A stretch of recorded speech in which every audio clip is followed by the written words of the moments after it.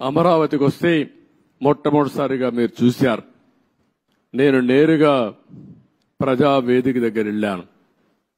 ఎవరైనా ముఖ్యమంత్రి అయితే జరిగేదంతా కూడా ఒక మంచి కార్యక్రమంతో ప్రజల్ని మెప్పు తెచ్చుకోవడం కోసం పనిచేస్తారు. ప్రజావేదిక కూల్చి అక్కడి నుంచి పరిపాలన ప్రారంభించాడు. అక్కడి నుంచి నేను నేరుగా వచ్చాను. ఏదైతే ఆనాడు ప్రధానమంత్రి నరేంద్ర మోడీ గారు అమరావతికి ఫౌండేషన్ వేశారు. అక్కడ మీరు చూస్తే ఒక బాధ, ఆవేదన.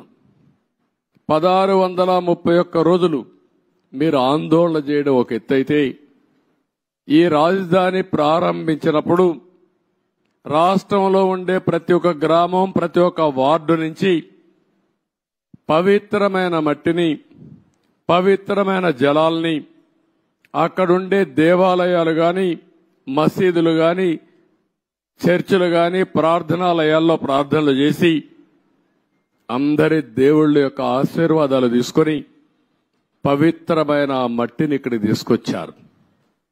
దేశంలో ఉండే అన్ని దేవాలయాలు, ప్రపంచంలో ఉండే అన్ని ప్రార్థనాలయాలు, అన్ని దిక్కల్లా ప్రార్థనలు చేశాం. దేశంలో ఉండే స్వాతంత్ర సమరయోధులు, త్యాగమూర్తుల గ్రామం నుంచి కూడా పవిత్రమైన మట్టిని, పవిత్రమైన జలాలు తీసుకొచ్చాం. సాక్షాత్తు ప్రధానమంత్రి గారు పార్లమెంట్ దగ్గర మట్టిని, పార్లమెంట్ సాక్షిగా సంఘీభావాన్ని తెలియజేయడానికి యమునా జలాలు తీసుకొచ్చి వారు కూడా సంఘీభావాన్ని తెలియజేశారు. నాకు అనిపిస్తుంది ఆ మహిమే ఈ రోజు మనల్ని కాపాడిందని. నాకు అనుమానం లేదు. ఇక్కడ ఒక పవిత్రమైన ప్రాంతంగా తయారైంది. తాత్కాలికంగా కొంతమంది ఈ ప్రాంతాన్ని అతలాకుతలం చేయాలనుకున్న ఈ స్థల మహత్యం వల్ల మళ్లీ తిరిగి నిలబెట్టుకోగలిగాం. అదే నాకు అనిపిస్తుంది.